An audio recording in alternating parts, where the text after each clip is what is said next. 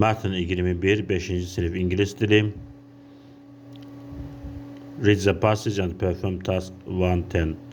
Mətni tərcümə etmirəm, çünki mətni tərcümə edəndə o çox da faydalı olmur.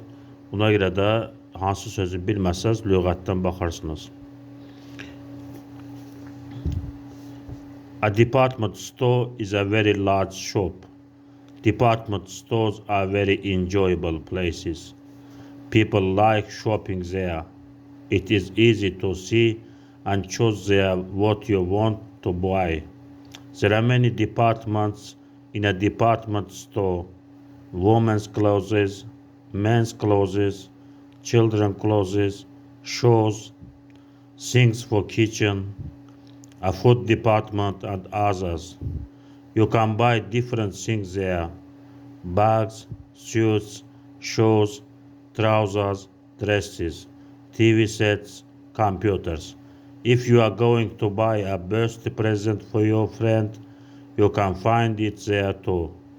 In the food department, you can buy sugar, bread, milk, and meat.